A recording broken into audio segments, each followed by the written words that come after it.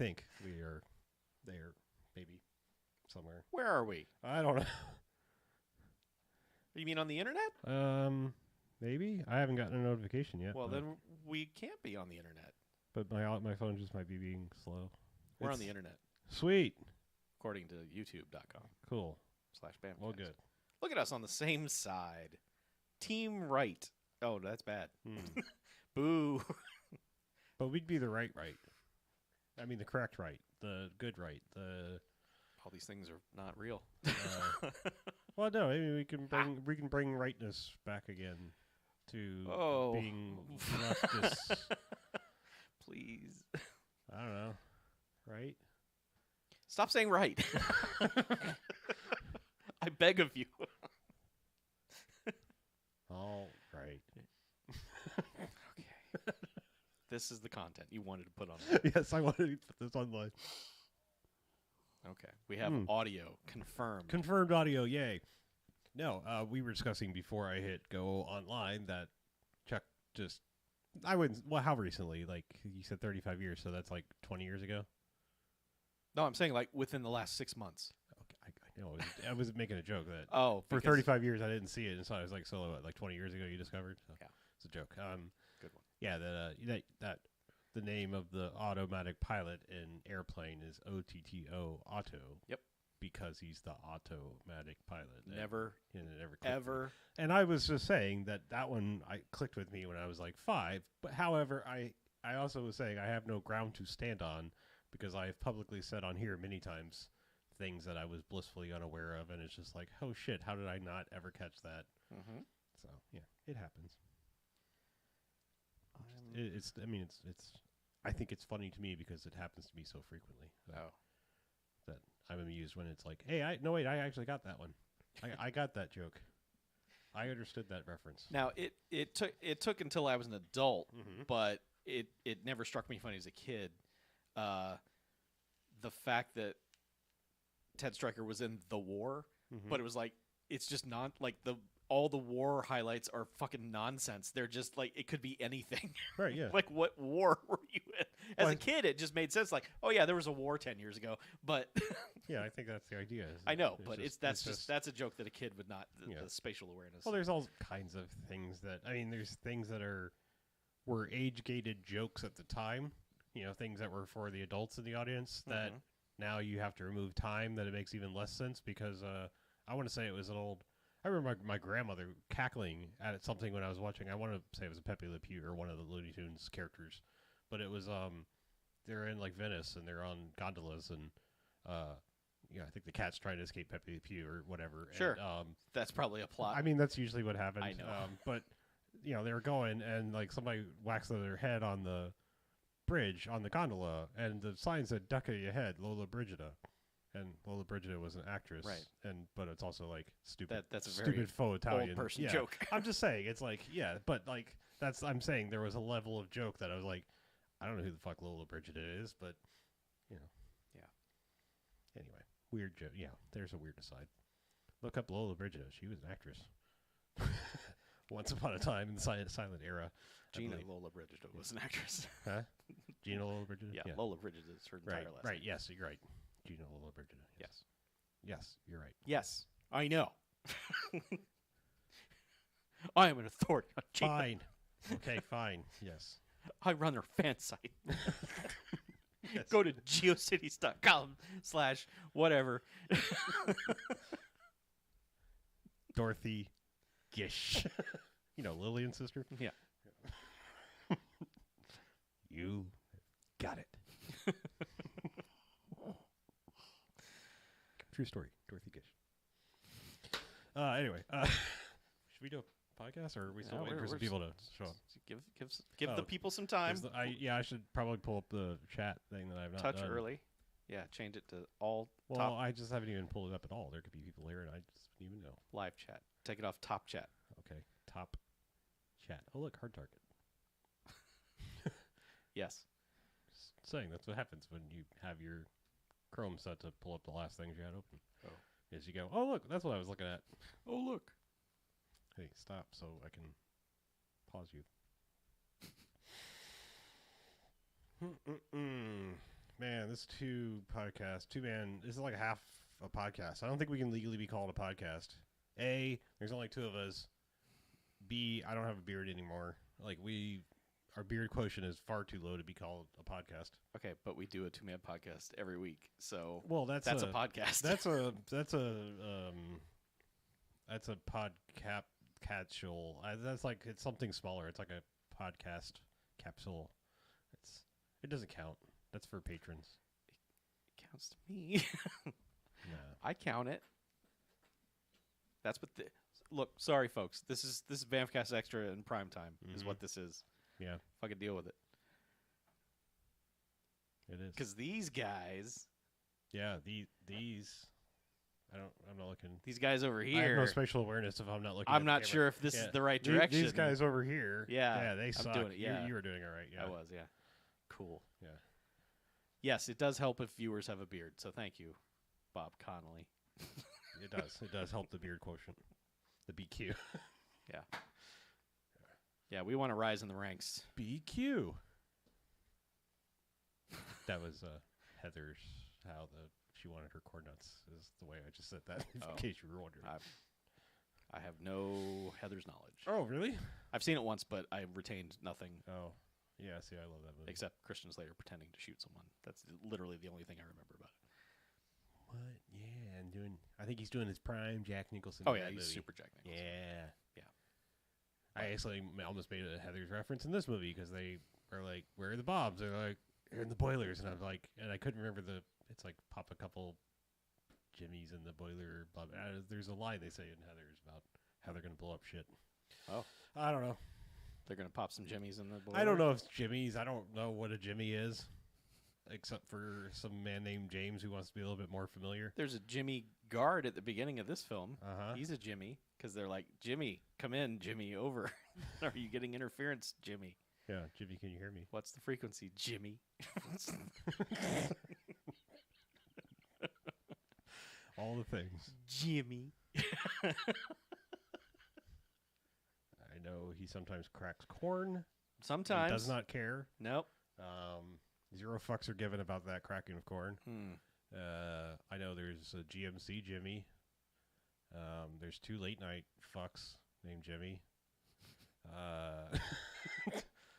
That's all about it. That's about all I know about Jims and Jimmys. Jims. There was one that went to Washington once. Okay. There's one that talked kind of like this. G. All right. Yeah, those are all the Jimmys I know. Okay, great.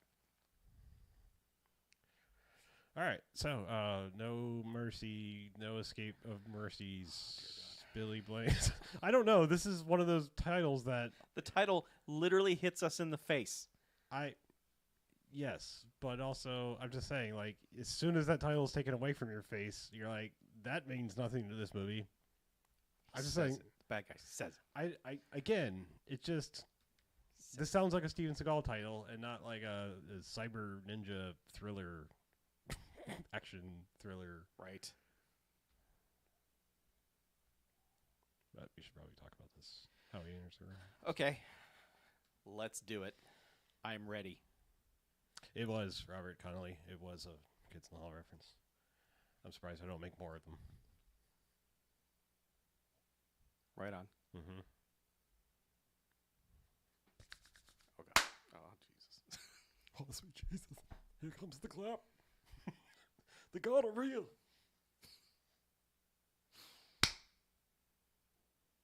All right, and welcome to the BMFcast. Hey, BMFcast. Woo! Where's the... Come on. Where's the backing noises? Hey. Oh, no, it's just us. Oh, it's a stereo cast. Oh. It's not a quadcast. No. So I'm Harlow. I'm Chuck. And this is BMFcast episode 542. Nope. 6. 641. 546. Fuck. Shit. Cocks. I don't know what's going on here. What number are we really on? 546. Fucking shit. Okay. That was bad intro anyway, so it's good. We're going to start over. 546. We're good. We're good. We're all good here. How are you? My God. Did you just hit bone? I just made absolutely no clap sound by putting my hands Just together. slap your wrists together. I just like two white guys high-fived myself. Oof. All right, and welcome to the BMFcast. Hey, BMFcast. Huh? Come on. Yeah. What's happening? There's only two of us here for episode 546. That's right. That's right. Yeah. It is correct. I am Harlow. I'm Chuck. I almost said I'm Chuck, and that would have been stupid because I'm not. Right. I mean, I spend so much time with you. Sometimes I think I am you. Don't do that. Don't do that. I'm going to single white female. I'm going to absolutely recommend not doing that. So, what we do each and every episode of this here BMFcast is we go and we watch ourselves a quote-unquote bad movie. Then we come in here and talk about it. Then they get ratings. Good bad movies, enjoyable bad movies. They get 1 to 5 jocks and robot jocks. Robot jocks. Yay. Hooray. However, there are bad movies. Doesn't stay away. They get a negative sliding scale. 1 to 5 bags, as in giant bags of trash. Boo. You need not be concerned with that side of the rating, I think. Tonight. Probably not. Because we're bringing the semi-freshly minted Vinegar Syndrome Blu-ray release of Expect No Mercy Right. to bear From tonight. 1995. Yeah. Expect No Mercy. I believe this is a bad title. Like, I think this is a title that, I mean, it's a fine title, I think, for a different movie. It's just this title and this movie don't go together at all. It doesn't tell you what you're getting here. There's an alternate title called Virtual Kickboxer, which That's also not great. not great, but it's more It's more spot on, sure. but still not great. I mean, I feel like we were afraid to use the word cyber, and we should not have been. Like, Yeah. I think there should have been cyber everything. Yes. And it was there was a period of time in the 90s where people thought, "Hey, VR is coming. Here it is." Mm-hmm. And then it went away. I just mean cyber in the title of everything. Like, this should have been Cyber Cop or Cyber Feds. I don't know. Cyber Feds. Well, they're not really cops. He's a FSB, which is that a real thing? I don't know. I have no idea. Federal Security Bureau. Who belongs to what in this? I don't know. But the movie that we don't understand from the title stars Billy Blanks, who is from a surprising number of BMFcast movies. I found out we've watched more than I thought. He is from King of the Kickboxers, Blood Fist, Driving Force, The Last Boy Scout, Showdown, Back in Action, and Tough and Deadly. Wait, did we do Last Boy Scout on Extra? Yeah. Oh, okay. Yeah, we watched that. No. I mean, I've seen it so many times. We did Okay. very recently, Sure. like at Christmas time. Great. That's awesome. I have great memory. Yeah, we've proven over working, and over again. It's working really, really well the older I get. It's true. The bad guy in this is played by Wolf Lawson, who was in Hard Ticket to Hawaii, Picasso Trigger, and Crash and Burns. Yeah. He was Crash. He was. And that movie fucking sucks. It does kind of suck. Yeah, it kind of sucks. But this movie, not so much. No, this is different. The female lead in the film is Laurie Holden, who you know from The Walking Dead. We know her from Bailey's Billions. Harlow doesn't because he wasn't here. Yeah, I have no idea So who she is. you're allowed to plead ignorance on that one because you weren't here for that. Well, no, except that I did like immediately see her and go, okay, why do I know her? Yes. But yeah, you have to add 20 years, and it's The Walking Dead. Right. Or Yes. 10 years. It's really only 10 years. Yeah, I think it's 2005. Yeah, give or take. I don't know when that. Yeah, show I feel started. like it's probably started around 2005. No, way later. Later than that? Okay. It hasn't been on that long. I don't know. That Feels like would make that show 18 years old. yeah, it feels like it. No, it's just because the seasons are short. And, And I just feel like people have been talking about it for forever, and I wish they'd stop. there's also an actor in this film named Laser Rockwood, which I think is just the best name ever. It's pretty good. And he should be in more movies. Mhm. But he played Technician Number 2. Wait, was he the Victor Drago looking or Ivan? What's his name? God, the Drago guy. Billy Billy Drago? Drago. Yes, Ivan Drago. Somebody's Dragos.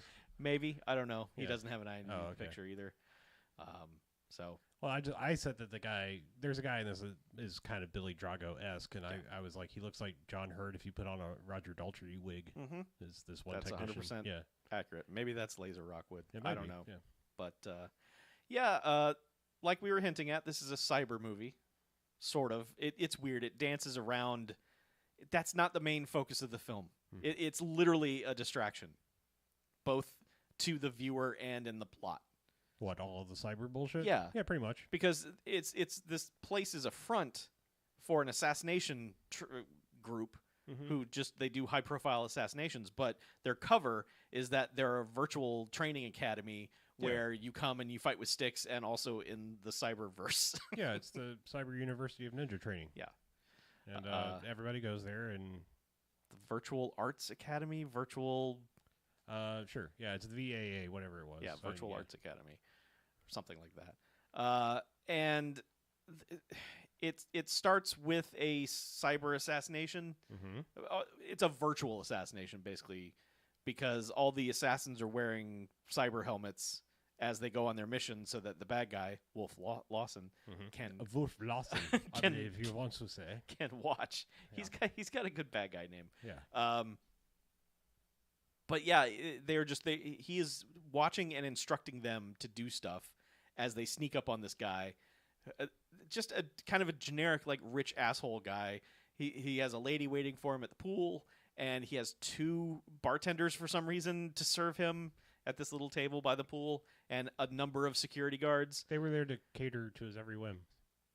Yeah. Yeah. And he walks by at one point, and, like, the lady's like, "Hey, it's me, I'm the lady," and he's like, I swim naked, so here I go. And what does that one guard say when he, like, says to himself, like, "That guy's so cool, smooth," yeah, something like that. Yeah, he's the smoothest guy ever. Just like his guards are in love with him. Yeah, I mean, this is.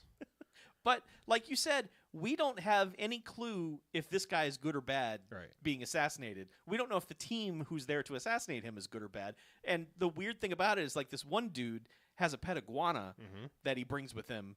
And, like, at one point he takes him off and puts him on a just a hedge or something. It's just like, do your business or whatever. It's like, is this iguana going to be part of the like, is he going to, have they strapped a bomb to this iguana or something? I feel like you're confusing the end of Bad Boys 2 and plots of other movies. I mean, I'm just saying, like, the iguanas walk on the landmines at the end of Bad Boys 2. That's about the only... I'm just saying, like, tech version of a iguana I think I've ever seen is... They have given this guy the character trait that he carries around an iguana. Also, he has a partner that's named Spider, and you're like, well, is that guy gonna produce a pet spider? Yeah, all these dudes have weird ass names for their dumb whatever their characteristics are. Yeah. They have given this guy an iguana for no other reason than to have a scene towards the end, which is super sad. Like, it's a legit bummer. It is, yeah. Like you know that famous story about the Scottish policeman who, like, made his rounds for like 30 years with his dog. I mean, not the dog wasn't 30 years old, but, you know, whatever.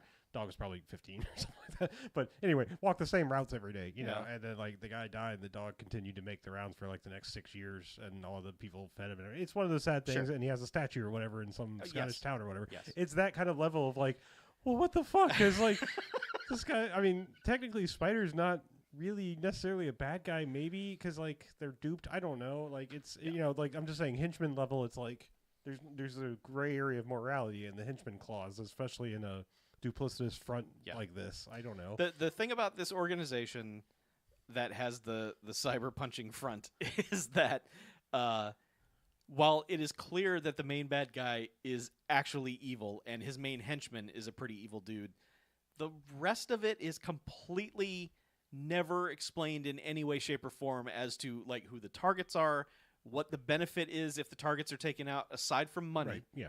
But it's just... It's just assassination for hire, basically. But it's never really, like, other than, like, the one guy who's like, we got to kill Goldberg, who's a witness or something.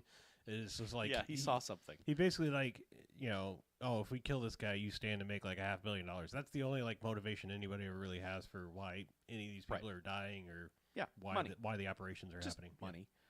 Money. So they have the evil organization has found out that there's a mole amongst them, or an undercover cop, and they have murdered that guy. And the police have figured this out. They're like, oh, because they found him, and they're like, oh, he's dead. What's this person's name? They say it for the rest of the whole movie, like it's important. Charlie. Yeah, I don't know. It's Wilson. I don't know. They say his name the whole time. It's just like, that's for Charlie. And it's like, something like is that. Is it? Who's that? Yeah. You see, I think maybe you see him alive for a second in the beginning somewhere, but you mostly just see a body in the car as they're fishing. Like other cops are fishing him out of the pond or whatever, and they're like, "Well, that's a real shame. Let's go get donuts."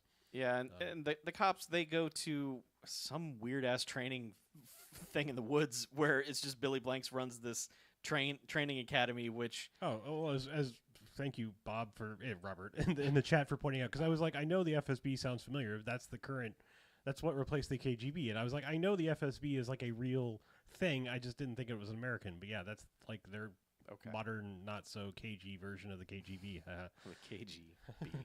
Yeah.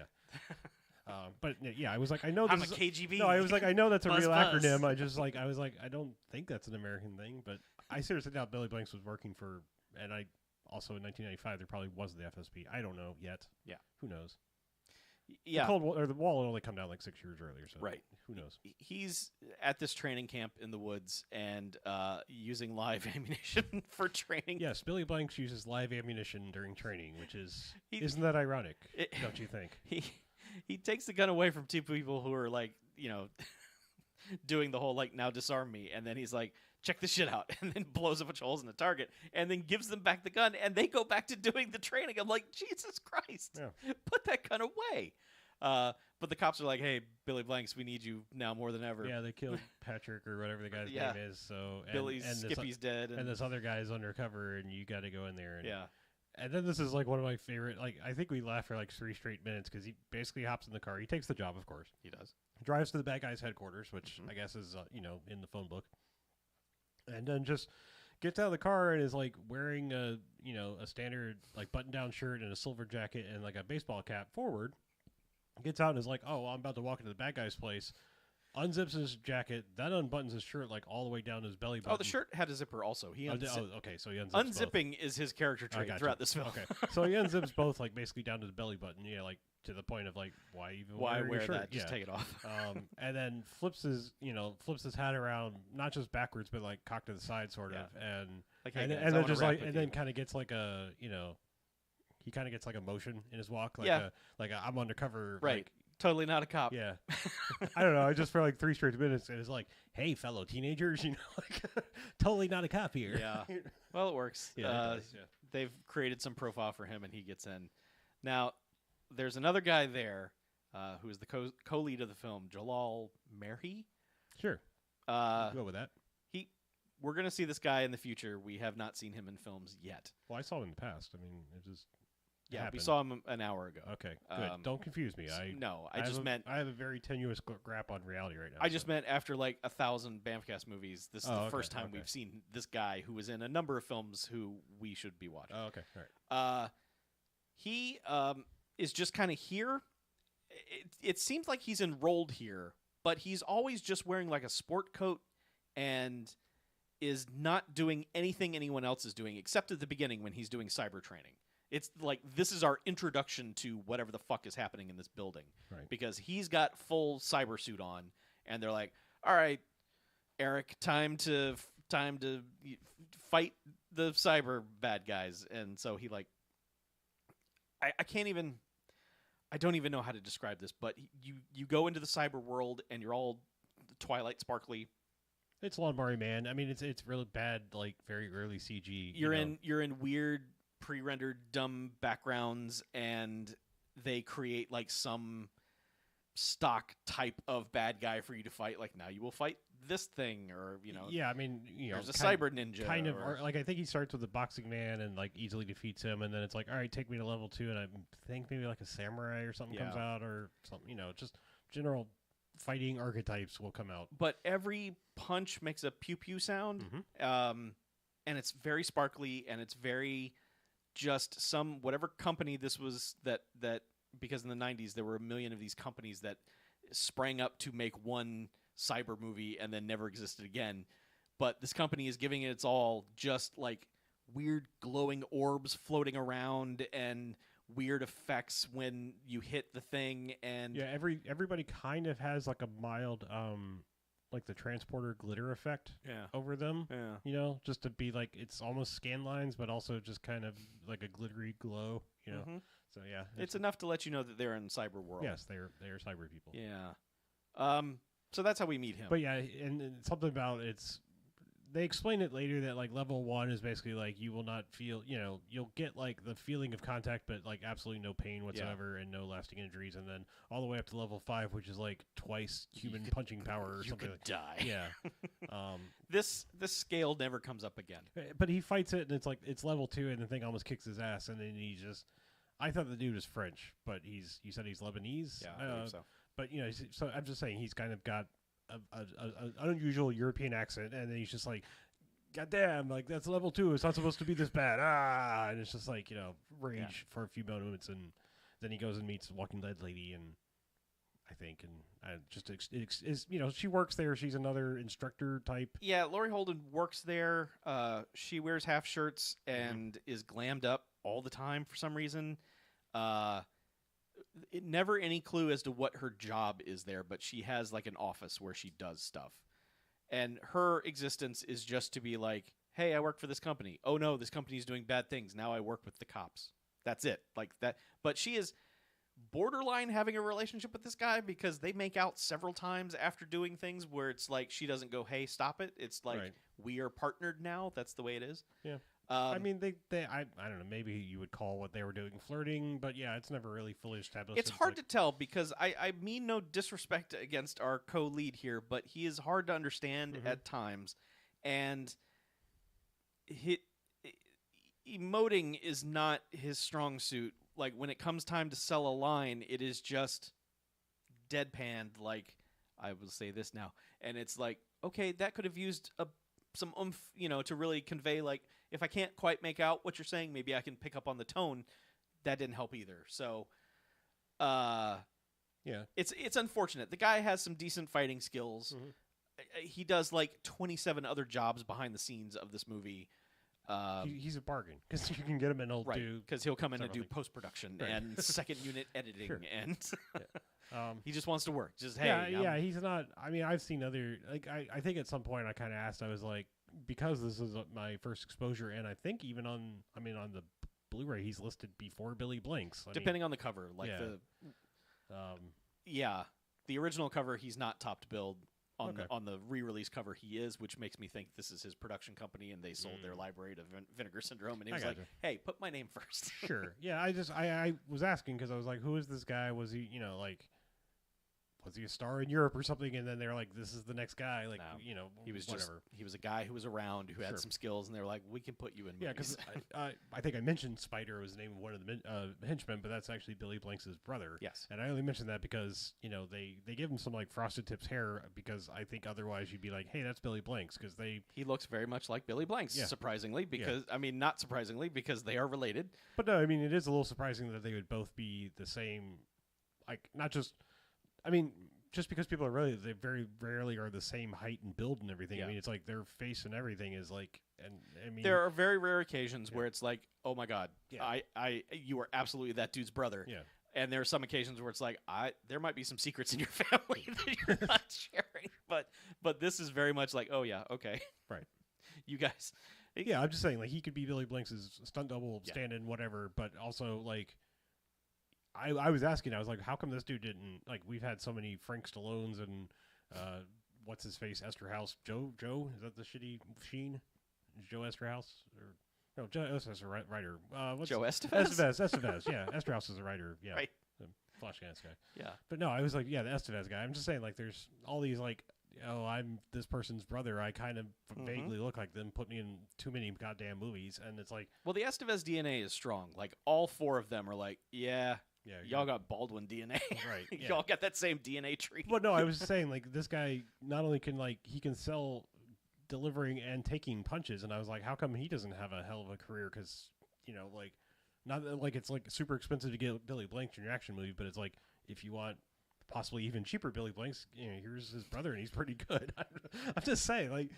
Anyway, but there's only like 7 movies. Anyway. I don't want to pay for Billy Blanks. Whatever. Get Michael Blanks in here. I'm not putting him down. It's just the name cachet thing. I know. Oh, I know. I'm all about the name cachet. Yeah. But the main plot of this movie is that there's a Weasley dude named Goldberg who has either seen some shit or whatever. He's under protection from the government, and dude comes to this organization, is like, all right, time to kill Goldberg. And they're like, okay, pay us. And he's like, here's some money. And he's like, nope, lots more money. And he's like, all right. So they are prepping to go kill this guy, which seems like the prep work takes a very long time. Meanwhile, Billy Blanks is just going to school here, getting into fights in the cafeteria. Oh, you know how you do. Yeah. He also, like, I will say this about, what is his name? I think his name is actually Jimmy something. We were just talking about Jimmy's, but... no, the Jimmy was the one of the guards at the beginning. I think his name is like Jimmy Which something. guy? I think Billy Blanks' character is like... Justin. Is it Justin? Justin Beignet? Yeah. It wasn't Beignet, but it was something like Beignet. Anyway, yeah. Veneer, sure. The thing about his character is, like, other than fighting, he seems bad at everything, and I really appreciate that about a main character. Is like, first off, they send him in, and he's like a technophobe. I mean, he hates. Oh, he's a technophobe the entire. That's what I mean. It's just he's like, not afraid of it. He just fucking hates it. He's like, well, yeah. I mean, martial arts in the real world, motherfuckers. Let's go. Right. That's what I mean. It's just like he never. Like, until he's actually, like, raises his fist and starts fighting, he seems ill-equipped at everything he does. Yeah. Like, there are times when, like, an explosion or gunfire will happen, and he actually gets, like, a, oh, God, kind of expression on his face a couple times, and it's like, and then he's just walking around like, God damn, these stupid computers. Why don't, and it's just like, why did you send, I mean, okay, maybe he's the best kick punch guy you have, but he seems ill-equipped at everything else for this. But I don't know. I am always amused at movies when it's like the main character is sort of Jack Burtoning, you know, like they're not really good at anything. They're just lucky. But I mean, he's good at kicking and punching. He's good at kicking and punching, yes. And he's supremely confident whenever that situation is about to happen. Sure. Like when he fights this guy in the cafeteria, this big, giant bearded man who is just being a bully for no reason. He's just like, fuck you, new kid. You know, Billy Blanks is just like, all right, let me know when we start. After he's like beat his ass for like 2 straight minutes and thrown him into the salad bowl, he's like, well, let me know when we're going to start fighting, guy. Yeah, he did have to toss the salad on day one. So, yeah. Yes. Yeah. So, man, security at this place is real bad because he and Eric meet up right away at like the picnic tables outside. They're like, hey, bro, cops, let's discuss the case. I can't believe they killed Charlie, right? He's like, yeah, whatever. Well, the guy's name has changed every single time. That's great. So immediately they're like, hey, meet in the boss's office after work and steal his password. Like, yeah, cool, bro. So, which just basically means like the guy who actually knows something about computers is like tapping away. They get caught by Laurie Holden on their way into the super secret thing, and she's just like, okay, hey, what's going on here? Again, Billy Blanks is wearing like fighting gear, super stealthy fighting gear. Eric is wearing a fucking sports coat to do and like a turtleneck to sneak around and do shit. I'm like, what the fuck are you wearing? Like, why are you wearing a business suit to do this? I don't know. But why is he wearing weird Mad Max Gladiator gear for half the movie? I don't know. It's just, you know. The first time they have assigned, like, Billy Blanks goes to his locker to put on his fighting gear, and they have given him like this rubber placemat vest thing to put on. Like, the second he put it on, it was like cool, and I was like, no, it's not. What have they given you? So yeah, they're trying to hack the computer. And they get caught by Laurie Holden trying to go in. Like during the mild Donnybrook, like in the cafeteria. Oh yeah, he stole a key card. Yeah, he stole a key card, and then they go sneak into the restricted area. But she's like watching them try to get into these things, which he can't even work the key slide thing. He's just like he's bad at that. Because you have to remember, like we didn't used to just have RFID style ones. Yeah, it was magnetic strip. You have like, to right speed to get it through. But anyway, so he's just like, God damn these things, and then she's just like, hey, what's going on here? And he's like, hold on, just let me explain. We're gonna just shut up. We're gonna look up some shit and prove that your boss and my boss is evil and you're working for a bad guy. But Billy Blanks is just like, I'm gonna go look for the password. Well, okay, so like Eric sits down to do the hacking and he hacks some stuff and then he's like, I have to create a new password. And it's like, okay, do it. But he's like, I don't know. The password is password. Yeah. So like Billy Blanks is like, I'm gonna go to the boss's office, and he goes to the boss's office and just fucking stands there and looks around, like literally does fucking nothing. It just gets him out of the room. So while Eric is there hacking away at the computer, Laurie Holden pops up and hits this giant red button that's on the wall and then pops back down like nothing happened. And he doesn't notice until the alarm goes off. And then he's like... Well, he didn't... It's a silent alarm because like he doesn't notice until she's just like, ooh. Because like finally he's like, here it is. All of the things that prove that he's a murderer. Oh, yeah. It's like, the assassination and I'm going to copy it to this disc. And she's like... I kind of hit the Yeah. silent alarm over Because there. she's like, what the shit? Because then he's just like, clackety clack. Oh, God damn it. You did, like, there's an alarm. It says so on the computer here. Right. Yeah. Also, by the way, the best password you could create is incorrect. That way, everything will remind you when you Password type it wrong. incorrect. Yeah, the password is incorrect. So, Yeah. oh, that's it. Okay. Pro tip. Yeah. Kids. Yeah. Yeah, so now they have to fight their way out of the building, and bring Laurie Holden along with them, who has she is completely face turned. She was like, "I'm gonna sell you out." Oh yeah, and she has that moment, like pretty much the moment she's like, I sort of hit the side alarm. She's like, I fucked up, and I should have been on your side. I can't believe. But yeah, he's just like, I told you to wait 5 minutes. I'm not gonna do his whatever accent. But Please don't. That was bad. I'll just go French. I told you to wait 1 minute, please. Come on. Qu'est-ce que c'est? Yeah. They fight some dudes. Oui. The guards in this building are armed with sticks, which is dumb. Billy Blanks has, and they have shoulder pads, and as we they just work on the staff, man. Well, their uniform for being security guards is just shoulder pads, and at no point does the shoulder pad prevent any injury. No, we have been listening to people talk about. We have not seen, though someone has said it about 20 times, that there is a character named Goldberg. I don't think at this point we've met Goldberg. I think we saw him one time. Maybe. The cops were hanging out Yeah, with him it's in just a like, safe that's house. Goldberg? Yeah, this guy is just... I mean, he looks like the guy from Seinfeld. I don't remember that dude, but like the neighbor. Or no, it was on Friends. He was the neighbor on Friends. The guy I'm thinking about. The guy that like lived downstairs. He was probably on Seinfeld, too. Oh, he was probably on Seinfeld, too. Yeah. But the guy I'm thinking about was on Friends. The one who was always walk up and be like, you're making so much noise, and they weren't doing anything. Anyway. But he looks like that. It's like, that's your Goldberg? I mean, yeah, I suppose that makes sense with the name and not what we generally think of with Goldberg. But we were like, oh, Goldberg. Yeah. And we're like, these guys have shoulder pads. Like, someone's getting a spear or 5, but no. And so Eric has used the computer to lock all the doors. And so the guards are completely flummoxed by this. They're like, what the shit? The doors are locked. Meanwhile, Billy Blanks is just like, fuck these doors. And is just jump kicking his way through the doors, just shackling these doors open. And then there's one point, there's like this little alcove between two stairwells where there's an in and an out door. And he just kind of, it's like this little farcical scene of him going through the doors as the guards are kind of chasing him through this little half circle of exits and entries.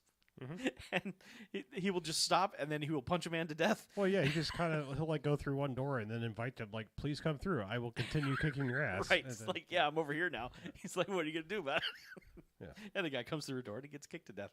Now, the thing, I don't know why this is a thing that permeates through every Billy Blanks movie, but I'm here for it now every single time that it happens, is that any Billy Blanks movie you watch at this point, 1 million people are getting kicked in the head. It's just going to happen 1 million times in the movie. Yep. And it's so fucking delightful because, especially when they get out to this open area and it's just dudes running from every direction at Billy Blanks, he's just whipping around and kicking them in the face, and then they're gone forever because their face has been murdered. It's so good. Yeah. There's pretty much 2 people, Billy Blanks and Dean Martin, that you can expect a good kick in the head. Yeah, so they don't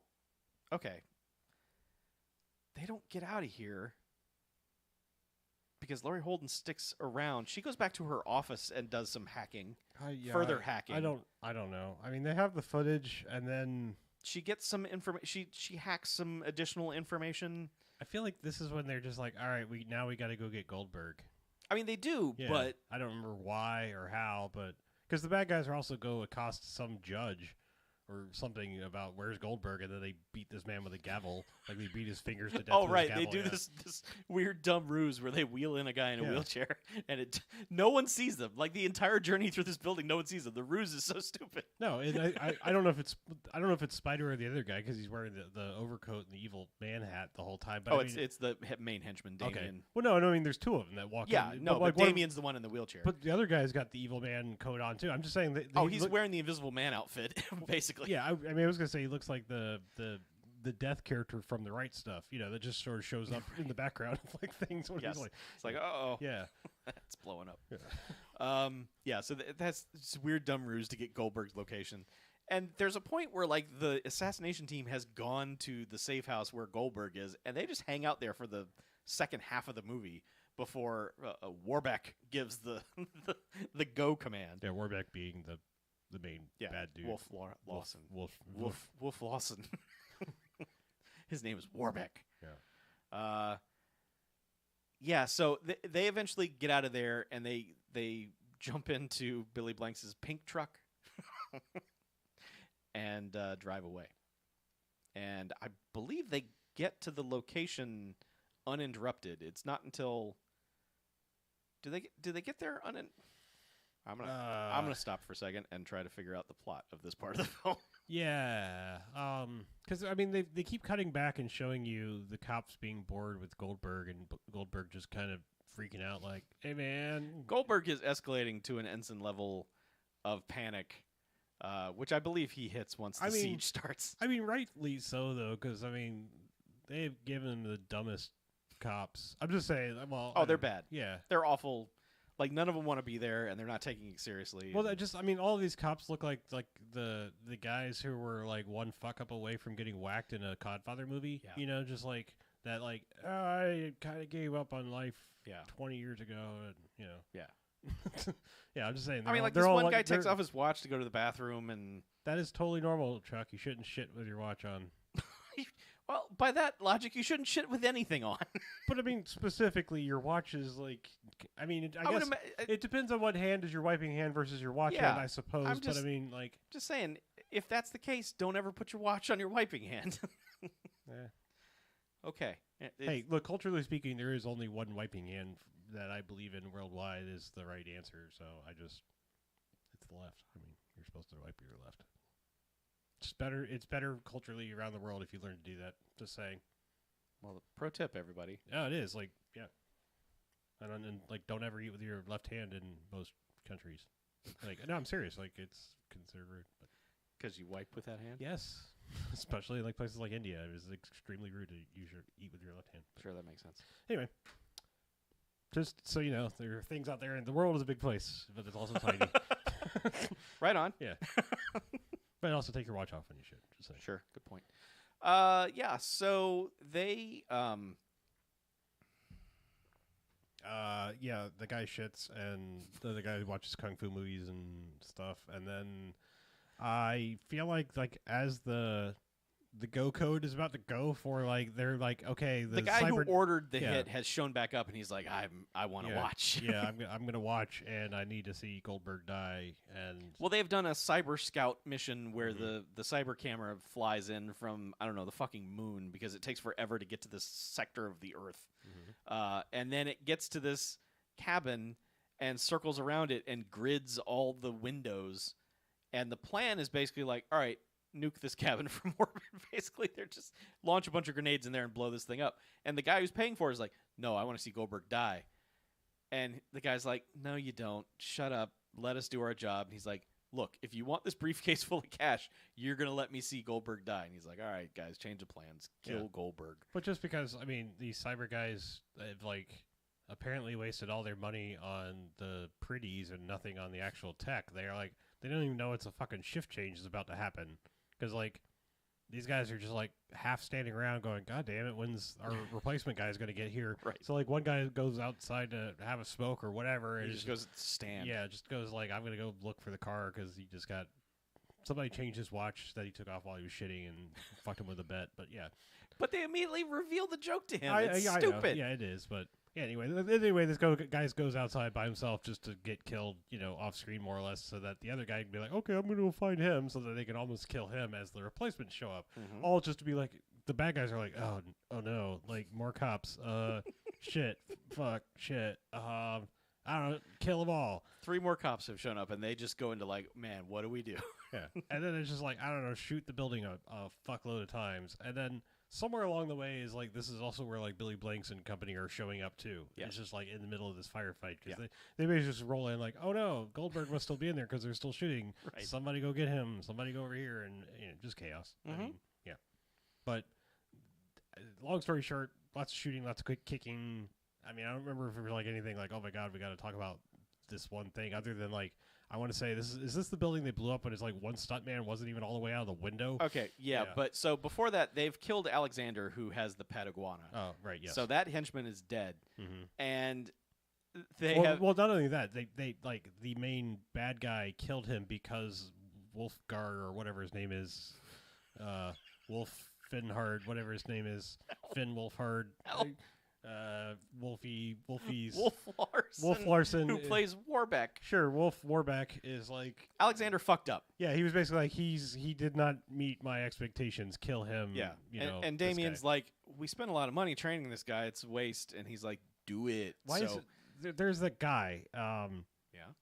Horror movie. Is it Tom somebody? He looks a lot like the. Is it Tom? What's his face? The horror. Kane Hodder. No, it's Tom somebody. Savini. This guy, I'm just saying, this kind of guy has that kind of vibe. I'm just saying, like, he does. Anyway, yeah, but yeah, he's like, all right, I'll kill him. So he does. Yeah, and it's like, okay, no big deal. You killed that henchman. Well, he said something shit like, "Oh, sure, I'll do it. I haven't had iguana since Ecuador or whatever." Yeah, somewhere there'd be. He does say not a lot of iguanas in Beirut. He says a dumb line. Yeah. So yeah, he kills this guy. Now, in any movie, who cares? That henchman is dead. Sure. Towards the end of this scene, they cut back to Alexander's dead body. And the iguana has crawled up his chest and is sort of flicking its tongue at his face, like making like little kissy, like hey, wake up! Yeah. Like, what the fuck? Yeah. Yeah. It serves no fucking purpose. Oh, no. I don't want to feel sympathy for this guy. Now I do. I mean, for a second you're like, oh god damn it, this poor iguana, but then it's like, well, yeah, but he's free. He's free. He's kind of in a live your life, bro. He's kind of in a good place to be, really. Other than a lack of other iguanas around to have iguana sex. With. Probably, yeah. That'll be a problem. Yeah, up here that in Ontario. That iguana's gonna wanna do some sex. Yeah, that's why I was like, hey, bro, wake up. Yeah.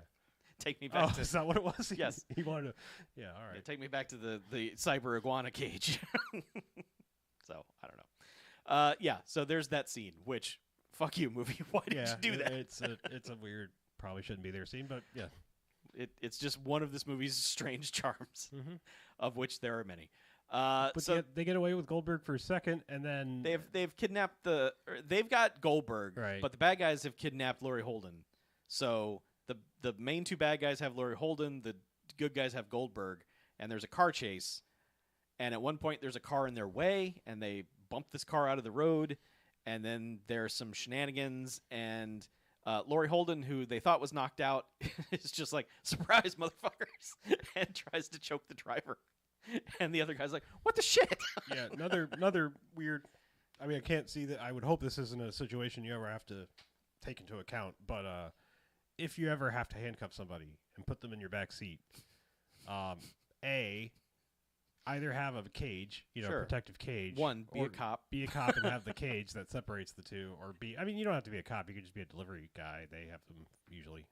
Taxi driver. Yeah, taxi driver sometimes. But or put them behind their back, because I mean, otherwise you're creating a perfect murder. Yeah, garrote thing. Yeah, they will kill you, as Laurie Holden tries to do. Right. So. But they punch her again, and she's out again. Yeah. So they crash. They make them crash with like a rocket launcher. They get out. Wait, hold on. Mm-hmm. Totally forgot one of the best things in this movie. Okay. The thing that makes that cabin explode. Mm-hmm. The two things about it. So the initial thing that makes it explode, and then the stunt that we're going to talk about but gloss over. So the one dude, Spider. Yeah, it is Spider. Yeah. He's sneaking around the cabin, and he gets to a grill, and he's like, propane tank. Well, this makes sense. I'll toss that in here. I think I got a good idea right now. But he looks over at Damien, who's looking at him. He points down to this propane tank, just grinning like an idiot, and then gives a thumbs up like, check this shit out. And then he tosses it in there, and they blow it up. Bobby, I think I got a good idea for this here cabin. Yeah. There's just such a good shot of just like, oh, man, I'm so cool. Look what I'm going to do. So he does that. The cabin blows up. Now, everyone's been jumping out of windows to get out of here. The last one to get out is Eric. And as he starts to jump out, the stunt happens where the building explodes. And this stuntman is caught like right in the fireball. Like midway through the window. Yes. Yeah. Like they the timing was off maybe 2 seconds, where he should have gotten slightly more distance before this thing went off, because he disappears in the flames, and you're like, oh my God. You do see a man fall out eventually, but I hope that man survived. The world may never know. Yes, that's true. So anyway, there's some good shenanigans during that part. So it gets to a point where then Spider has a grenade launcher, and he's just launching grenades at them in the car behind them. And eventually the car kind of goes off and hits a rock and then flips over, and they're like, dude, we got to get out of here. And they ADR a line in where it's like, Goldberg got out on the other side, run. Right. And then they grenade launch this car explodes. Basically because they forgot to put that guy in the stunt shot. Yes. Yeah. They run away from the explosion and then look back at it like idiots. Like, no, you broke the rule.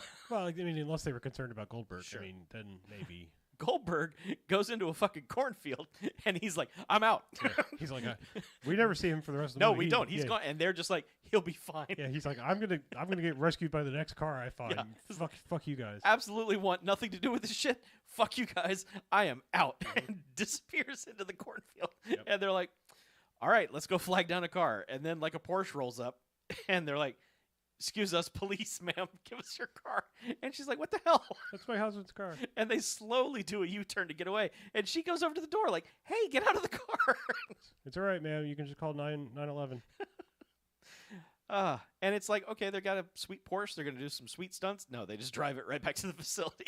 Pretty much, yeah. So they have taken Laurie Holden back to the facility. And this is, Warbeck is giving like this, he's speechifying at her and just gives her this. She's like, oh, it's I betrayed you because you're evil. Like, I don't want to be here. This is the moral justification speech, basically, because she's just like, how could you kill people for money? And he's just I thought we were just training women to defend themselves. Yeah. And he's just like, the government kills people, ergo, why can't I? The government works for the people, and you're one of the people. So hey, fuck you. You're just as guilty. So well, the debate boo-boo. is super simple at the start because he's like, if the government can kill people, why can't I? And she says, you're not the government. And he's like, yeah, wait a minute. It's like the debate is over, and then he's like, yeah, but the government is made of people, and I'm a people, and therefore I elected the government, and therefore I'm the government too. I want to kill. And she's like, you're insane. But he is speechifying the shit out of this. Mm-hmm. And he tells, they like knock her out again. And he tells his main henchman, blow this place up. We'll go live in a castle somewhere. Well, yeah, not only that, we're gonna blow this place up, and then like the heroes need a damsel, so why don't we sort that out while they just linger on her, like, oh no. Well, he literally says like, come up with your best damsel in distress scenario, so the heroes have something to do when they get here. Yeah. And which he's just over there with his fucking Dick Dastardly, like, yeah, okay, I get it. He's really that guy. I mean, throughout the whole thing, he's laughing like an idiot. Oh, he uses a whip, which I was like, it's weird because like this movie kind of made me had a weird like hindsight of like, why were we okay with Indiana Jones being a whip guy? Like in hindsight, I'm just saying like. Well, I don't think we were okay with it. It's just that the trope became only bad people use whips in movies. But the thing about Damien, no, I mean history, like, yes, mean generally speaking, I understand. Like, I mean, there's not really ever like I can't think of because it was like the 1930s and there just wasn't a lot of easily acceptable weaponry that you could just carry around. The whip did things. It was a utility item for an adventurer. I know. Here's the thing. So Damien has a whip.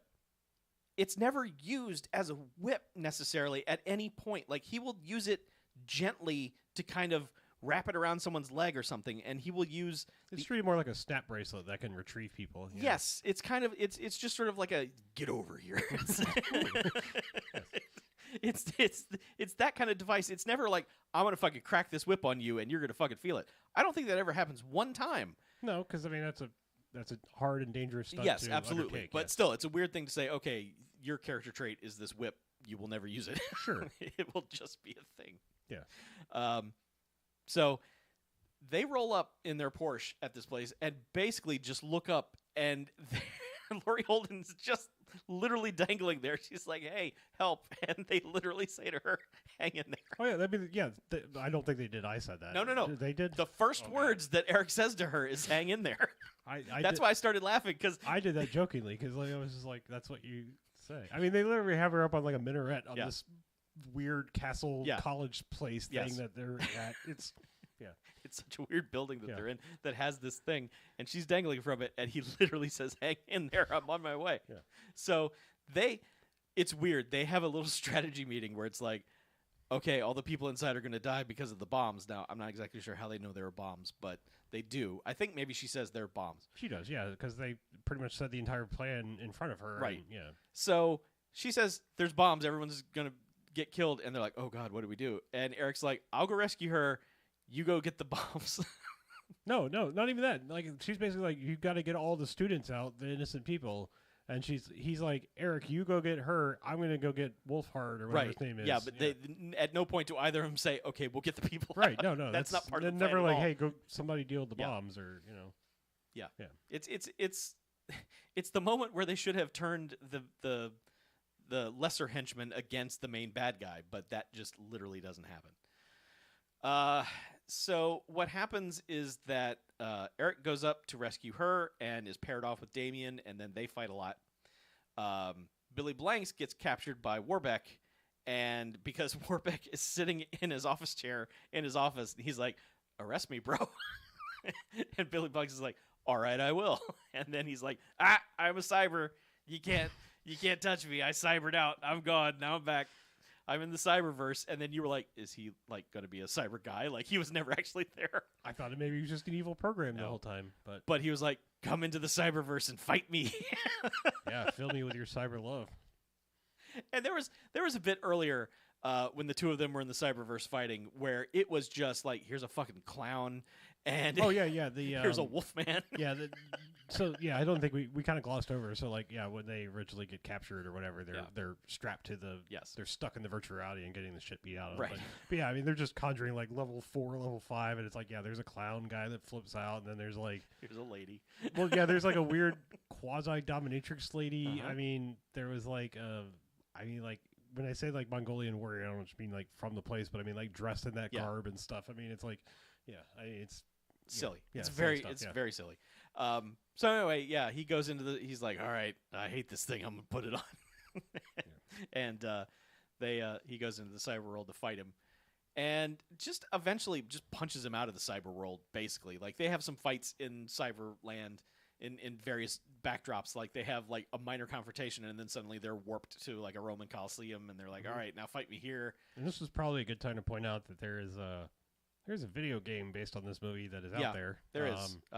Good luck finding it, and I mean, you don't really want to, but I mean, there's YouTube videos. Yeah, just go on YouTube and watch somebody play it. It's you don't special. You don't want to, but I mean, it's just a little unusual. I guess, as you said, this company was probably like, well, we made all this bullshit CG footage for literally no reason. I mean, there is so much footage in this movie that is completely useless. Like, I mean, in terms of like, why did you render this? Because there's just scenes where it's like, you're watching what would be like the GPS map of where the guys are going on whatever thing, and then it's a very crudely rendered version of the real neighborhood they're in, but then it will cut to like scanline versions of actual video, and it's like, why didn't you just use that the whole time? And I would have just been like, ooh, it's cyber world. Yeah, you rendered way too much footage. It's just like, why did you make all of this 3D modeling stuff for no reason? Plus, at the time, that rendering would have taken like a year to do, because they fly through cities, and it's So they've gotten to a point that they're fighting in the cyber world, then suddenly they're out of it,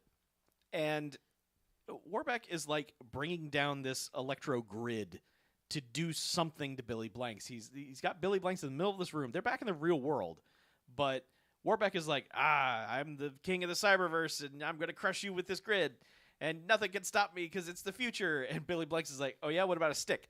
Throws a stick at like a junction box and short circuits this grid, which just firecrackers go off and sparks shoot out of it, and it stops attacking Billy Blanks. And then Warbeck's like, I didn't expect that.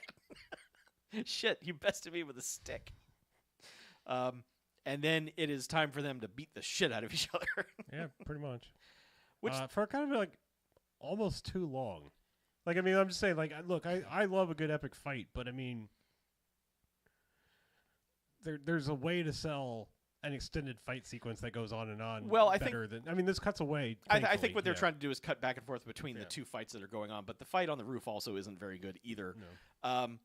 Best part about this fight, though, is that so he has kind of given Billy Blanks a few blows, and he's down. He turns his back on Billy Blanks and starts speechifying, and he gets to like his punchline of haha, and then turns back around, and Billy Blanks just rises up from behind him and jump kicks him in the face. Like, you never see him sneak over there to do it. You just saw him like, I'm out, I'm down, I can't get up. And so he turns around and speechifies, and then Billy Blanks is suddenly there, kicks him in the head, and then is doing these weird jump kicks where he is like clapping his ears with his feet and doing all this other shit. Eric's fighting Damien up on the roof, and Damien says something like, I didn't think you were this talented. And Eric just kicks him off the fucking roof. Well, he's like, he goes, I didn't think you think. Yeah. And then kicks him off the roof. And also, I guess the main thing about sort of the extended, like, They Live style fight that Billy Blanks and TJ Maxx, Wolfhard, whatever his name is, I don't know. Warbeck. Yeah, Daddy Warbucks. And, the thing about, like, is he just fought his brother, like, in the scene before. Like, they had the confrontation with him. When he was going to disarm the bombs, right. He has a very long confrontation with Spider. Which is good. I mean, like, that's a well-filmed and well-choreographed fight scene. And they look like they were beating the shit out of each other. I mean, that's what I mean. It was during the scene where I was like, man, like, I don't get me wrong. This movie has a lot of, like, really good stunts. There's a lot of good stunt work and a lot of good fighting stuff. But every once in a while, it's like, oh, there's the stuntman that fucking sucks because he missed. That was, like, 3 feet away from his face, and Billy Blanks just had to stand there and go, oh. Right. And it's like, that sucks. And I'm like, it's just when you're watching a movie like this, and it's like, holy shit, this guy right here is selling everything. Yeah. Why the fuck doesn't he have a career when Schlubby No Neck over here does? It's not surprising. Billy Blanks and his brother have good choreography with one another. They probably had the time they to probably did this all through their entire childhood. Like, I will fight you. Well, I mean, real or just let's choreograph some shit. But yeah, they basically fight twice on 2 different levels, and it's close quarters and like a boiler room, and it's really, really, really good stuff. Yeah, and like I said, it's just before he fights. It's a little bit like. It's a little bit of that Pacific Rim thing of like, oh, you did a better fight now, and it's like this one's fine, but it's dragging on a little too long. At least the guy is selling it, because I mean, it's hard not to like want somebody to beat the shit out of like a tall blonde dude with like, horsehair. I mean, I don't know, just that stupid like crown of hair. Just picture an American Gladiator, and it's just Wolf the Fabio Larsen. hair. I'm just saying, like you kind of want somebody to beat any man with blonde Fabio hair. I'm just like it feathers like out at one point. we all cheered that goose on the roller coaster that day. So I'm just saying. Yes. So yeah, he defeats Warbeck, but doesn't kill him because he just carries him out. Yeah. Because at this point, the bombs start going off, and this is one of those where it's just like Billy Blanks is like, oh no, a bomb. I mean, he literally like pantomimes like this. Ha! Well, they show the entrance blowing up, like the doors blowing out, and he just looks over as they flash a lamp at him, and he goes, "Oh."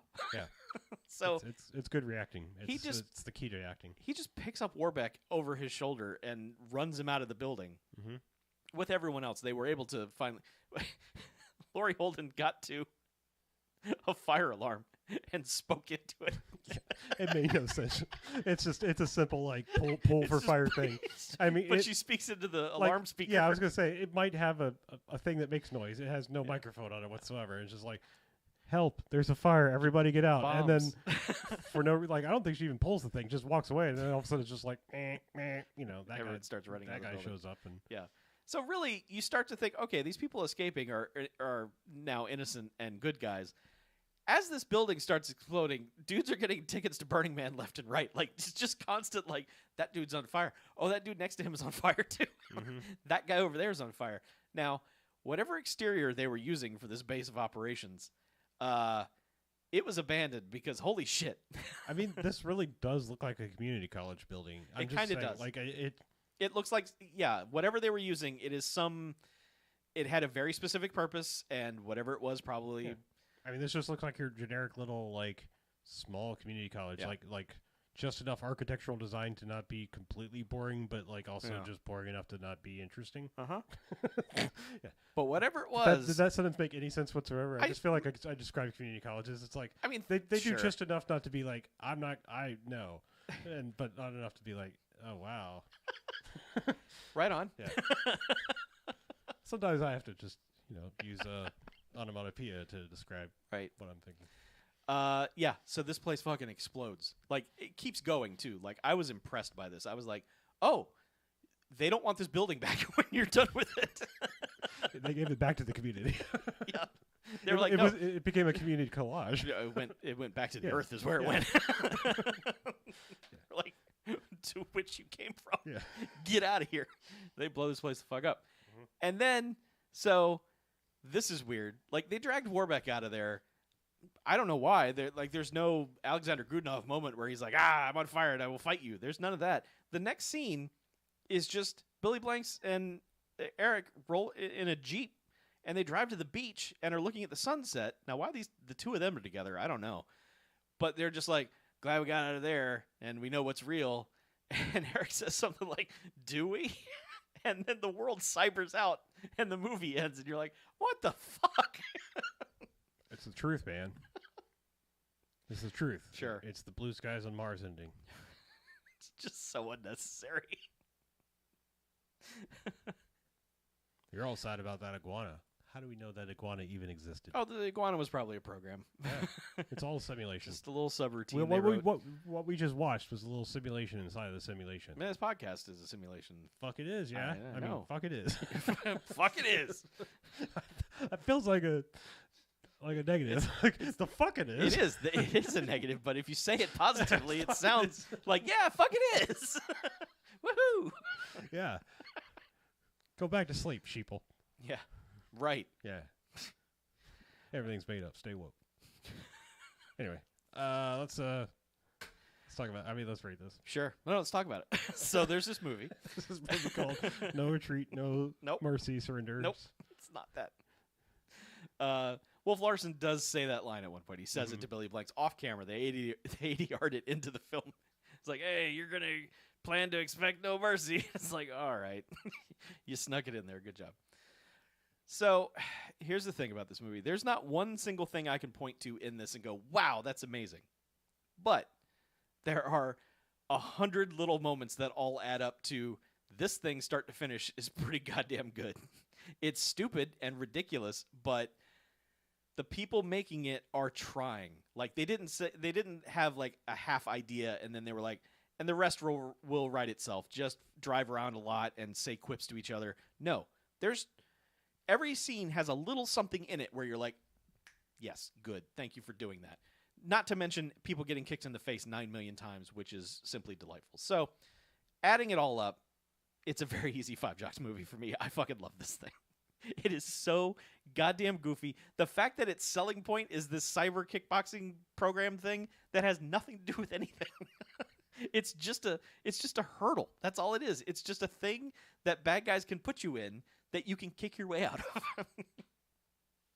Because there's a point where at the beginning when Eric is in the simulation where it starts to fuck up and there are 2 people in a holodeck somewhere, which are the 2 people he's fighting, he somehow teleports into that room to beat their physical asses to make them stop fucking up. It's nonsense. Is that what it is? I thought it was. He transports over to wherever this room is. They're only in this black with yellow grit holodeck style room. Well, here's what I thought happened. Is I thought he was directing it, if you will. Okay. Like it seemed like he had the director's helmet on, and he was like trying to test the levels of severity on the thing while another guy was fighting.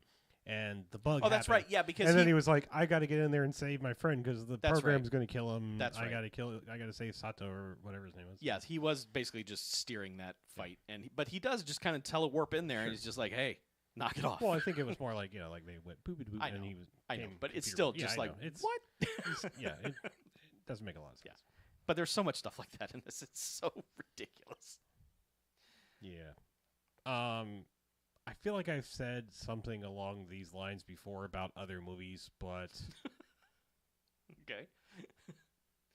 I just feel like every once in a while we find these movies where it's like, oh, that's it. Like when you watch something like God damn it, I always forget what is the goddamn stupid cop thing that we don't really care for, the 30-minute thing. Karate Cop is what is that thing they made? It was like everyone made a big the fucking thing we always point to. That's like everyone went, oh my god, that's everything, and it's like the Michael Ironside thing. Yeah. Yes. I'm just like, actually not the Michael. Is he in that? I'm thinking the thing. It's got one of the Lonely Island guys in it. It's fuck. Why can I not remember that for the life of me? It's like they were like, we're gonna make this movie, and then it's like, yeah, well, we made this 30-minute thing, and like, yeah, that's the movie. Thanks for kickstarting it. It's like, that's not a movie, guys. But anyway, whatever that thing was. Anyway, all of these things where it's like, people do these like, we've got to encapsulate the 80s, and this is everything that was stupid and everything in these movies. I feel like I've said it before, like Hologram Man or something like that. Mm-hmm. Movies like that, where it's like, it feels like everything is like, everything you could do with like the 80s milieu is like merged into one thing. But this movie's pretty close to like the authentic. Mm-hmm. Like, I mean, that 90s, like, I mean, maybe not so much the 80s movie thing, but like that 90s cyber thing, like this, it just makes me want to watch more. Like, this actually made me want to watch Lawnmower Man again. And like, I know Lawnmower Man sucks ass, and I knew it sucked ass back then, but like, this just makes me like nostalgic for the bullshit cyber world that we were promised and stuff. And there is a time frame, late 92 to 96, 97, where movies, it started big, but because Lawnmower Man wasn't huge, it sunk down into this level of movie where they kept trying to do it. Movies were like, technology is coming, and it's terrifying, and you're going to have to kickbox your way out of it. So I've avoided throwing them in here because they can be very hit or miss. Like, you can look at one and go, Jesus Christ, this is the worst fucking thing. Sure.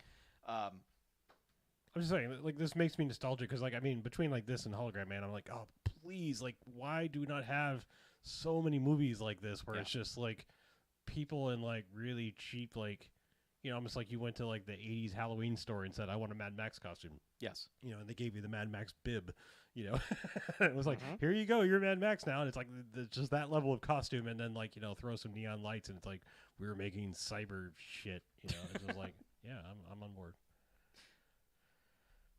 Anyway. You're trying to figure out the name of the thing. Yeah, because it's fucking pissed me off. Things like that bother me when I can't fucking think of the obvious thing. I know exactly what you're talking about. Yeah. But because Kung Fury. Yeah, that's it. I just couldn't remember what the fuck that was. I'm trying to remember what it is I'm thinking of. Yeah, I know exactly what you're talking about. It was that. Yeah, it did have Michael Ironside in it. I know, right? I can see the cover like plain as day. I know. I just can't remember the. And you look at it and go, "Wow, I should really like that." And it's like, no, these people like you don't get it. Like when you're in on the joke, it's very hard to make the joke work. Like you just can't wink at the camera all the time. Yeah, you're like, this is funny, right? And it's like, is it? It's funnier when you don't tell me it's funny. Like Turbo Kid, yeah. Anyway, I'm just saying, like, things like this. I just feel like this is a movie where it's like, fuck, this is like the real thing, and it's like it's authentic, and it's like everyone thought they were making something awesome. Clearly it's not all the place. Like, I mean, Kung Fury is like has literally everything. It's like, that's when I decided to partner up with the Dracula. And it's like, well, okay, whatever. Like, yeah, it's just like dumb shit like that. It's just like, all right. Yeah. That's probably not a bad example. It's probably not. I'm just saying, like, it's like dumb shit is like that. It's like, that's when I got a skateboard and I decided to shred. It's like, all right. But like in this movie, if they had like opened up a virtual cyber door and then were like, okay, there's Draculas in here, it would have been like, yeah, probably there would have been a subroutine for Draculas. I mean, that's the thing is like, I think the thing that feels lazy about something like Kung Fury is like, if you want to introduce all these things, you can't. It's like everything else. It's like why I hate Doctor Strange 2 and not Doctor Strange 2, Top Gun 2. I hate Doctor Strange 2 for Top Gun 2. The reason I don't like Top Gun 2 is it's like if you want to homage or allude to something that happened before, you can't just be like, eh? Like, as soon as you make that eh noise, I'm like, go fuck yourself. Like, Aaron Kruger, like, I'm just saying, like, you don't know how to do anything that's, like, not painfully obvious. Yeah. Like, I don't know, just show and don't tell. That's the secret of movies. And anyway, all right. Well, but back to this. I'm saying this is showing. This is all showing and not telling. Right. But when you have a stupid cyber routine That's where you could introduce all of the dumb shit you could. I mean, they had a goddamn clown that bounced around and went, whoo-hoo, whoop-whooping. You know, I'm just saying, like, you can go fucking nuts when you have cyber characters inside of a training thing and do all your dumb shit. Anyway, this is, of course, a Five Jocks movie. I said all of that to say. I said all that to say this. To say that this is clearly a Five Jocks movie because this is authentic and everything that all those things want to be. Yeah. And it's one of those rare cases, like Hologram Man, where it's like, I just wish the world... I wish the world would stop trying to make new shit that's better than, that's like as good as old shit. And it's just like, find the old shit, make it readily available, clean it the fuck up, and present it to me. That's all you have to do. I don't need your goddamn stupid fucking homage. Like, put The Abyss on fucking Blu-ray, put True Lies on Blu-ray. I don't need a new fucking Avatar movie. Give me the shit I've liked for years and put it out there. Like, you know, this is what I'm saying. Like, you know, stop trying to reinvent the wheel when the wheel's just fine, you know. Yeah, well, just like go out and find the original wheel and fix it up. Well, that's what we got with this Blu-ray. Yes, that's like, what I hey, mean. you want your cyber fun? I think that's just like why all these things are like out there, and it's like, well, fuck you. Like, give me a goddamn 4K copy of Hologram Man before any of this Kung Fury 2 bullshit. Yes, please. Yeah, I would like that very much. Like, I'm just like that. I mean, people would genuinely, I think, enjoy that more than like these dumb homage things. Like, Yeah, I agree. And it looks like we're going to be getting more of this stuff, which is good because this was a good one to start with. Holy shit. Yeah. Once again, I apologize to our other two castmates that they couldn't be here for what turned out to be a Five Jocks movie. It seems to be a pattern. Mm-hmm. It's not intended. It really isn't. But yeah, this thing. Yeah, it's something. I mean, I feel like we possibly didn't do justice to describing the cyberverse inside of this movie because I don't think you can. Like, no, honestly, I think the joy of this movie is that there are so many just sincere little touches all throughout it where, like I was saying, there's not any one thing where you're like, holy shit, that whole sequence is fucking awesome. Like, there's not any one sequence where you're like, oh my God. But it's just the constant kicking people in the head and the iguana scene and just like now he's in a cyber world and there's a clown in like a sports coat flipping backflips at him and then he's just looking at it like what the shit and then it starts beating the hell out of him and then suddenly like the bad guys like put all 8 people in there at the same time and then 8 knockoff Mortal Kombat characters beat his ass. Mm-hmm. It's just this constant. And which, by the way, is what the game is a knockoff Mortal Kombat game. It is. So, but with a lot of FMV like setup, like just scene after scene after scene of just characters talking. Yep. So really, if you want to dig into these, expect no mercy more. I would not have known other than looking like at the filmographies of these people, and it was like, oh, there's a game. I mean, if you search for Expect No Mercy on IMDb, it comes up with 2 entries for 1995. One is the movie and one is the game, and you're like, what? Yeah. That was the first I heard of it. It was like, what the shit? So apparently a PC CD-ROM game. It wasn't like it was on consoles and. Oh no, you couldn't play it on there. No, I'm just saying. Like, I mean, you don't feel bad for not having heard of it. Oh yeah, no. There's a shitload of like shovelware things that you never heard of. Totally obscure PC game. Yeah. Probably didn't get released outside of California, to be honest. Probably never made it any further than that. So probably some demo disc this company made. Like, right. We made this movie and also this game you can play, and then they were like, now we're out of business. You think about the 80s and the 90s. I do think about the 80s and the 90s sometimes. And it's, you get to these credit sequences where they're like special effects by Dream Quest United or something, and you're just like, that sounds awesome. What did they do? This movie. they made that. Yeah, so it's just computer farms popping up all over the place in Southern California, and they're like, we can render some shit. What if it goes pew pew, and there's a clown? Fuck yes, you're hired. Yeah. This is Wolf Larson. He looks forward to working with you.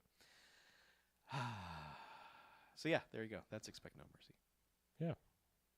Still a title that you asked me about what the name of this movie. Oh, I know. Next week I'll say, remember Expect No Mercy? You'll go, no. No, I do not. But then you'll be like, it's the one with the cyber stuff. And I'll be like, oh, yeah, that with Billy Blankson, that guy. I'll just say it's the one that's not Hologram Man. And the Algerian guy or whatever he is. Also, make no mistake, Hologram Man is way better than this. Hologram Man is cohesive and tells a story. This is just... It's weird how, when they get to the third act, how shoehorned in the buddy cop thing is. How all of a sudden the two of them are being, like, quippy with each other. And it's like, you guys don't know each other. Stop this. They're just like, oh, you always get to drive. And it's like, okay, I don't need the forced buddy cop thing. Just kick people in the face, please. I'm here for that. So, yeah. Yeah. All right. Well, hey, if you want to get in touch with us and maybe make some cyber recommendations, you can check out our cyber website at www.bmfcast.com. The W's are completely optional, as this is not 1995. All the links for all of our socials and things like that are there, like including our Discord. You can chat with us throughout the day. But the main thing, the thing that will actually get you something and get us something all at the same time, is patreon.com/BMFcast. That's patreon.com/BMFcast. You can go over there, and for as little as $1, you can donate and help us keep the show going and get things like BMFcast Extra. Sometimes we do other shows, very rarely, but sometimes we do other shows. On occasion, there will be other productions, but if you send us a cyber dollar. Yeah. See, if I had ad copy in front of me, I could do this really well, but I have offered many times to write copy for this. I am riffing, and it's harder to do on the fly. Sure. There's a lot to remember. I would say I can do announcer voice. It's just I'm also like trying to think at the same time. It's two things you got to focus on. That's why we need BJ. One of those is more difficult than the other. Yeah. We wish you were here, BJ, to do this it's part. It's the thinking. I didn't know you could think. Yeah. Yeah, that's pretty much it. I mean, that's all the ways to get in touch with us. Yeah. Sorry, we don't really like to harp on the Patreon plugging things, but we do like to give stuff. Like, yeah, it's just it's out there. Yeah, you don't have to do that. No. But we do BMFcast Extra, which is basically this, but weekly. This is a special preview of BMFcast Extra. This is what you're gonna expect. Yeah. A lot of how'd that happen? And then going being bad with names, except for some people where I just pull a name out and I'm like, why do I know that? So see, it's like when there are 3 or more of us here, someone will know the thing the other person is trying to pull out of our heads. But like when it's just 2 of us, it's like, oh yeah, we're sharing a brain at the same moment. I don't know what you're talking about, but I totally know what you're talking about. I mean, I'm more sharing it. Well, no, I'm more taking. I'm more taking the penny than leaving the penny with the brain thing. So I'm just throwing that out there. They say that about you. Yeah. That guy over there, he's always more taking a penny at the brain thing. Yeah, that's me. It's my life in a nutshell. Wow. Going, hurry out in a nutshell. Yeah. Anyway, let's get out of here. I'm Harlow. I'm Chuck. And this is BMFcast out. Motherfucker. Well, he always goes low, so I wanted to go high. Yeah. And I don't do high very well. I do it all right. Bonjour. Comment allez-vous? I see we got hacked by spam bots again. Ah, oui. Mad. But you took care of it? I don't know more French. I run out. Oh. Je ne sais quoi. I don't know what. So you just deleted this thing? Like the messages showed up and you deleted them? I also blocked the thing. Yeah. Oh, okay. The hell? Why is this happening every week? Because people both have and are dicks. No, I know, but we have like 500 episodes where it didn't happen. Why all of a sudden are we the target of dumb spam links for the 3 people? Oh, you're back. Hi. See? You heard us. This is what happens. You don't say Candyman's name whatever many times you say Candyman's name. 5? 3? 4? How many times do you have to say Candyman's name? Why can't you just go away? Beetlejuice was 3. I'm going to report you. Yeah, do it for child porn or child abuse or whatever it is. Yeah. I do that every time. I don't care. Just figure that's going to get the most eyes on it. Okay. Well, they have been reported. I mean, Steve like the bird is here sometimes. He's a child. He's not. He's in graduate school. He's in the real world. Shush. We raised that boy. We shouldn't have done that. He's just a boy. Or a little feller. Like the entire time we've been sitting here, he's gotten a fucking doctorate. Mm-hmm. And we're just fucking watching. Expect no mercy. Doctor like the bird, you son of a bitch. Dr. Bird like the Steve. Dr. Bird like the Steve. Good night, Bob. Thanks for watching. Stay classy. I'm just going to hang out here. Next time we'll have more people. I'm just going to hang out here and wonder what it's all about, Alfie. So if you just want to hang out with me all night in this little corner. All night? No. But no, you. I just meant them. Oh, them. Yeah, I mean, you're welcome to stay as long as you want. I'm just gonna sit here and ponder things like why aren't there more cyber ninja movies, and why are we still putting money into making new cyber bullshit instead of finding all the old cyber bullshit? I want this. I want the uncut, the original, pure cyber bullshit. I want the original undiluted quaaludes of cyber bullshit. So I mean, here's the difference between 90s cyber shit and the current shit. Okay. The current shit is knowledgeable about what VR actually is. Yeah, that's fucking stupid. Don't do that. The 90s, and it's an extension of the 80s where people just thought computers could literally do anything. The 90s VR shit is just, look at this crazy thing it can do, and it's like, it can't. Look at this thing! It can't do any, it literally can't do any of that. Yeah. Like, what you're showing is bullshit. Top to bottom bullshit, but the promise of it is pretty amazing, and it makes for real dumb movies.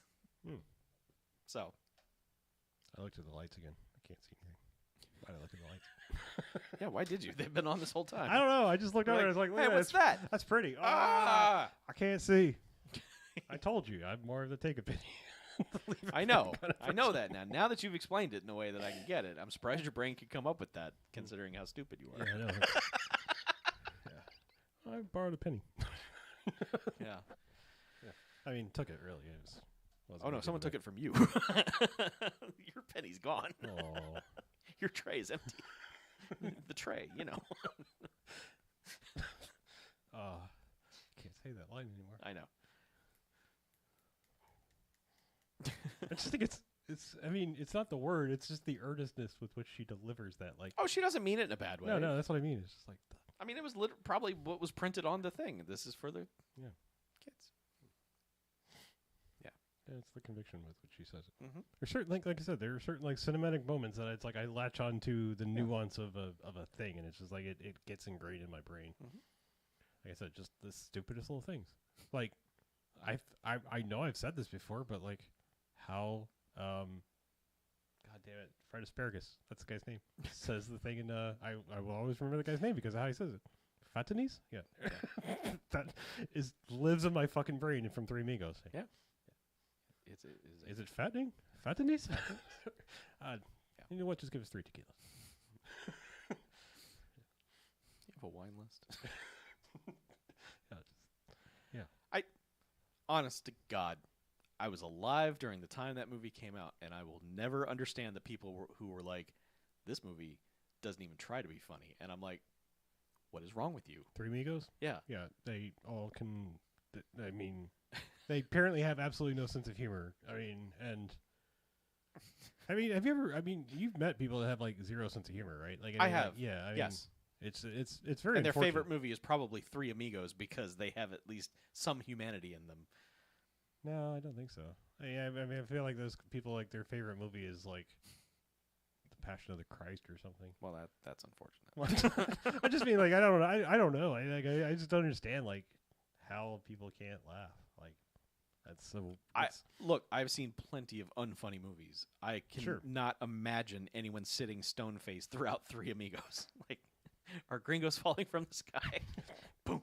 Yeah. Yes. I mean, that shit is hilarious. I mean, so many things. So many fucking things. Yeah. I mean, I used to fuck with people just because, like, if there was ever a chance for me to be loud and stupid for, like, any kind of reason, I would just always go, drip, drip, drip, drip, drip, drip, drip, daddy! Mm-hmm. And people look at me like, what the fuck is wrong with you? I'm like, don't ask. Like, it's just... I just told you. It's the take a penny, leave a penny. Yeah. But that shit is funny. Farley. So. Yeah. Whatever. I've wanted to quote that so often. What?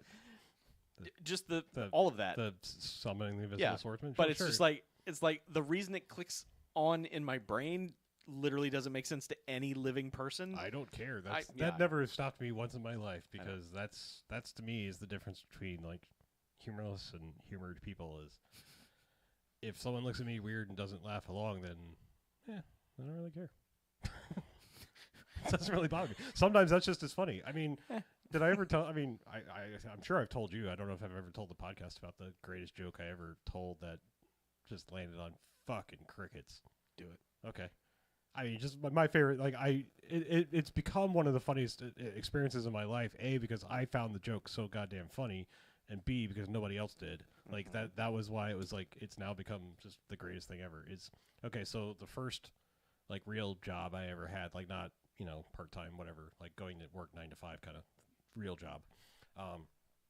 It was computer tech back in like mom and pop computer shop type of days. Like there weren't really Dells and stuff. And so I'm saying like it was a lot of like pre-built. the Dells. I mean, like there was like HP was just kind of sort of coming on the scene and becoming a thing, and I'm just saying it was a lot of like pre-built computers. I'm old as fuck. Anyway, so our chief technician was like the owner guy's brother, and he was like the guy, just like he knew the most of like everything, and like the guy everybody asked for like questions and help and stuff like that. And he was like, I don't know how long he'd been doing it. Didn't seem like it'd been like technology had even been around long enough to be burnt out by it. But he was like, "Fuck all this! I'm leaving. I'm gonna go do something else," and decides that he doesn't want to be a computer technician anymore and is going to go join his friend and work for a welding company. Okay, so sure. I knew this like a day ahead of time because we kind of hung out some on the side. And he just kind of let it slip one night, like like while we were having a beer or whatever, and so like I knew when we had this like let's gather everyone in and we're gonna tell them what's going on that he's leaving kind of thing. So like everyone saw him and like I've never quite understood that like somebody's leaving a job and people act like they're fucking dying. Like that's always been stupid to me. It's like you should be happy and why the fuck do you care? Right. But anyway, everyone's just like all somber and I waited for like it was like just the right amount of beats too. It was like I was like I have to let it sink in and let everyone process it. Let the quiet like just tick tick tick, and then it was boom, like it was time for the joke, and I just went. It was like dead silence, and I went, "Wow, it's like Flashdance in reverse." Fucking crickets, and it was like I can imagine. I was fucking dying on the inside. It was so good. And yeah, and it was just like I just remember like the older guy, his brother, was just looking at me like, "I will fucking kill you," and it made it all the better. It was so good. Oh, I relish that moment. Like I wish I could just go back and live that moment over and over again because it's like it's that perfect blend of like this is fucking hilarious and so awkward. that's your Groundhog Day. Oh, it is. It is like that is. I want to go live in that 30 seconds like forever. Well, it's really more like the happy pill from Kids in the Hall Brain Candy. Like Sure.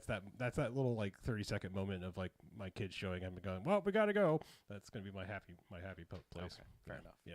Like, all right, I live here now. Yep. Yeah.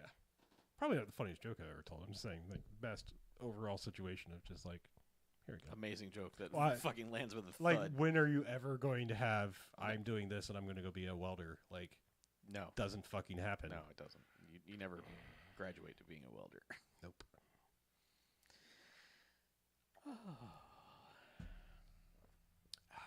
Anyway, that was it. Esther House.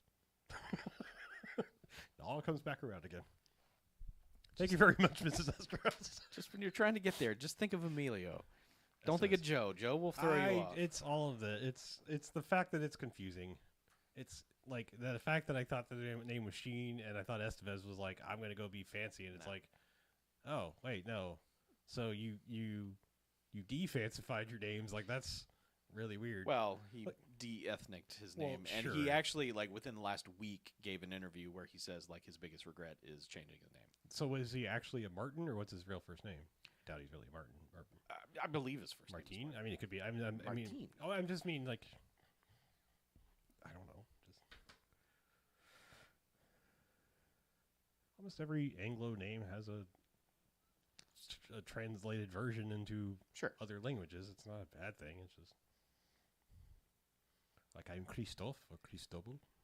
His birth name is Ramon Antonio Gerard Estevez. Ramon. Oui. He should not have changed that. And he was born in Dayton, Ohio.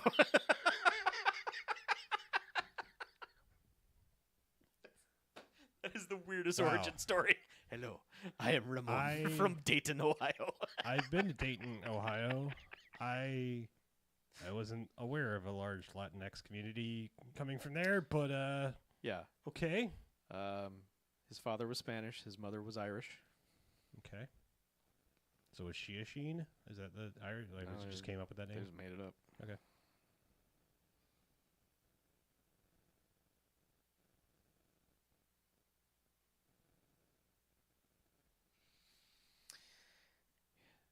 Ohio. Ramon Antonio Guerrero Estevez from Dayton. See, if we're doing the times we don't want to relive, Dayton, Ohio's in mine, like the opposite version of my Flashdance joke. Yeah. As I was stuck in the Dayton, Ohio airport from about 6:30 a.m. till about 6 p.m. Is that why I can't get you to go to Cincinnati? I don't want to go to Cincinnati because, I mean, no offense to Cincinnatiites or whatever they're called, but that city sucks. Okay. I mean, they would say the same thing about Jacksonville. They would not be wrong. I'm just saying, like, if I want a shitty, poorly laid out industrial town, I can stay right here or go to Pittsburgh or, you know, I'm just saying there are three, like, Cincinnati, Jacksonville, and Pittsburgh are all designed by the same bad industrial town designer. Like, they're all done very poorly and all designed around rivers. So, Okay. I'm just saying they're not great cities. Not great cities. Yeah. Very bad. Like I said, I can't shit on Cincinnati because it's no better or worse than Jacksonville. It's just, it's in Ohio. I mean, I can't shit on people from Ohio a little bit, especially when people, like the entire country shits on Florida. But Yes. the thing about Florida Man is, like, Florida Man walks into a 7-Eleven with a drunk with an alligator, and it's like, well, that might end up possibly with harm, but it sounds kind of funny and stupid at the same time. Ohio Man's the guy who's like has 8 heads in his waterbed. You know, I'm just saying, like, their shit. I love that Joe Pesci movie. I'm just saying, like, our shit's like, yeah, hey, y'all watch this, and theirs is like, Jesus Christ, Jeffrey Dahmer. I'm just like, you know, yeah, you read about Ohio Man, and it's like, what the fuck? Yeah. Yeah. Ohio Man. All right. Yeah, that's enough. I've alienated. There you go. I've been alienated the Ohio's. Yeah. Ohioans. Sorry, Ohioans. Ohio people. Ohio. That's what I always say is Ohio people. Ohioans. Ohio. Ever since I was a little kid, that was the thing. You drive down the street, you see an Ohio license plate, you go, Ohio people. Yeah. Yeah. It's just the thing.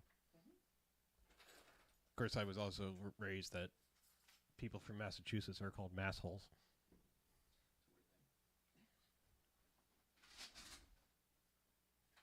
But it's not wrong. That is where Boston is, you know. Yeah. Yeah. Here I was trying to be the lone defender of Boston while everyone was shitting on it. I'm like, Boston's not that bad. I've been to Boston. Boston's nice. I've been there. I went there in a car.